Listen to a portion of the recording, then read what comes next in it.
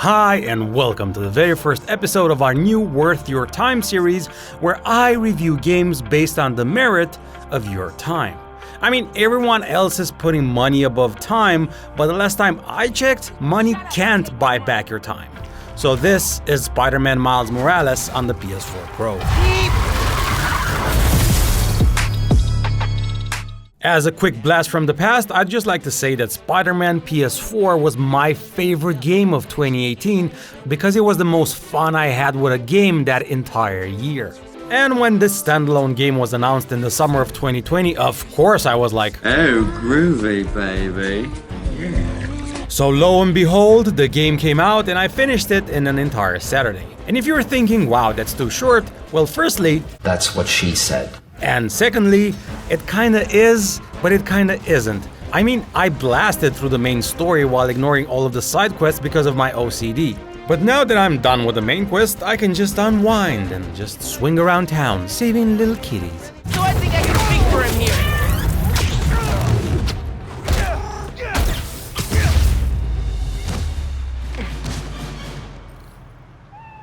Okay, so let's start off with the things that didn't tickle me fancy. The story for me was somewhat of a take it or leave it. By no means is it bad, it's just that I always want more from games I truly love. For example, in Miles Morales, the main story isn't anything you haven't heard or seen before. You got Troy Baker as a corporate greedy douchebag that only wants profit, and it's up to you to save the city. Well, Harlem anyway, cause the plot revolved around that area specifically. Basically, it's your average run-of-the-mill plot with nothing unpredictable along the way. I mean, yeah, of course, you can't just let yourself be enveloped by the story because it isn't badly written by any means, but there were some twists that I saw coming from a mile away and I was like, meh. And I want to stress out the fact that my complaint is of a personal nature.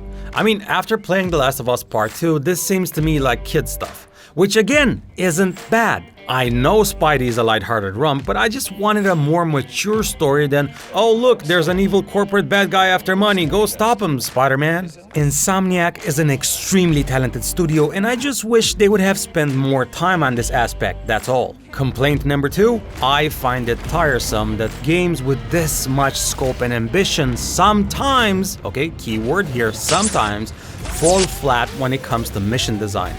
I mean, I'm sitting here as Spidey, room full of bad guys, and the game won't let me finish the mission until I do what it wants. It forces me to take out every single bad guy, and at the same time, it robs me of my choice. This old-ass mechanic from games like Red Dead Redemption 2, GTA 5, Resident Evil 2 Remastered, and so on, is a relic from my point of view and what pertains to mission design and should be eradicated. I mean, would it be that bad for a game to let me choose how I want to carry out a mission instead of restricting me? Don't you think, 47? I don't know if you have the same problem in games, but every time I come across it, it really pisses me off. Especially because no narration was involved here to force me to do something, because otherwise there wouldn't be a story. No, there's a room, an objective, bad guys, and I gotta defeat them all.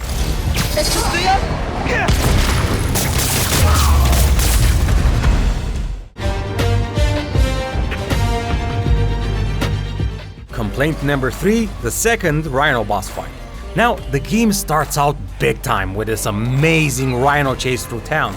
Honestly, it's bonkers. You go through buildings, ride Rhino like a cowboy through this amazingly made shopping mall with a cute little Insomniac Easter egg, and there's this awesome choreographed scene where Spidey does this. Baby, it excites me!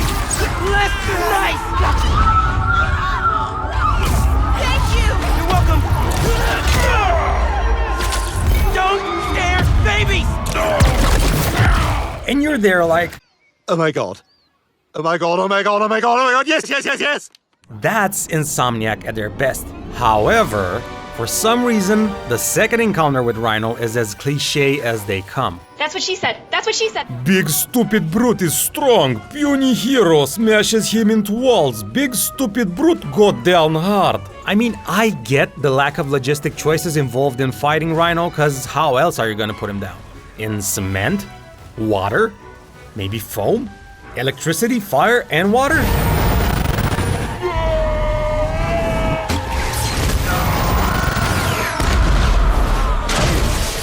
Nah, that wouldn't be possible. But all dissing aside, since the first Spider-Man on PS1, it's the same goddamn fight over and over again. And also, who really cares about this one-dimensional character? There are so many awesome villains in Spider-Man to pick from, and they chose to recycle an old one from the first game. I mean, come on, Insomniac, were you in such a hurry? And one more gripe I have with the game comes under the form of useless puzzle sequences that were put there just to lengthen the game time. At least that's the only reasoning I could find behind this amazing part of the game. And sadly, the crappy puzzle sequence doesn't end there. There's not a lot, it didn't ruin the game experience for me, but still, I mean, come on Insomniac, you can do a lot better. Yes. Okay, so other than the lack of maturity in the story, Rhino, and the puzzles, my complaints kinda stop here. Because there are so many great features in this game, it's unbelievable. First of all, the graphics are amazing on the PS4 Pro, and I even played it on a 1080p monitor. And at no point during my playtime did I ever feel the need for more detail or more clarity, because the graphical fidelity on the PS4 Pro is impeccable. The game is so well built from a technical perspective that I didn't even mind the 30 FPS. Please trust me when I say that the gameplay is smooth as hell even at 30 FPS, because it's not a regular 30 FPS, it's a Sony first party 30 FPS. And I've noticed that throughout their in-house games as well, or I don't know, maybe I'm just a moron and it's just me. In any case, leave your opinion in the comment section below. The gameplay is every bit as fantastic as its older sibling from 2018, if not even more depending on your preferences. In this one, for example, Miles has fewer gadgets but more powers. I like this change a lot because it makes Miles different from Peter Parker, which is kind of the point, right? If this was just a clone of the first one, that would have been a sad game indeed. The combat was so exciting for me and more cinematic than ever, with amazing choreography and camera work that just blew me away. And the web swinging, well, in one word, is amazing! And I'm gonna go more in depth as to how I feel about the web swinging in my future Why I Love Miles Morales videos.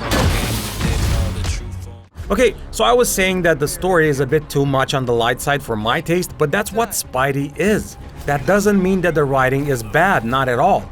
The dialogue is well made and all of the characters are believable.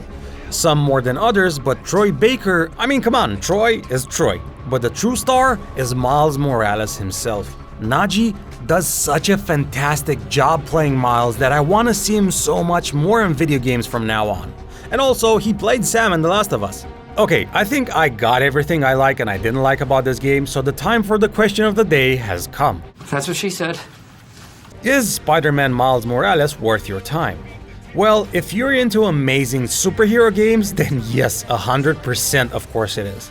The game is so good that it drew me back in to put even more hours after finishing the main story just to do the crappy side quests with semi-poor storytelling. It's an arguably short experience, but one that is extremely memorable, and while we're still talking about time as currency, I'm gonna add feelings next to it, because while for some this might seem overpriced now, if you're like me, the experience of this game will stay with you for years to come, if not more. Your way. Hey, thanks for watching. Well, that's if you've gotten this far, I mean. If you liked this video, it will help us out a lot if you click the like button and or leave a comment, cause YouTube loves to promote channels with a lot of buzz going on. And of course, subscribe and click the bell icon if you don't want to miss out on any of our videos. Also, if you really like us, please consider supporting our passion on Patreon. Of course, it's totally cool if you don't or can't, but you'd be missing out on early access to our videos or exclusive videos like this one right here, where I go in depth behind the edit and talk about how we make our videos. We're also thinking of adding new benefits all the time. It'll just take a while because we're just starting out and because sadly we're not doing this full time. The goal is to get there someday, and Lord willing, that will be sooner rather than later. Thanks again and stay safe.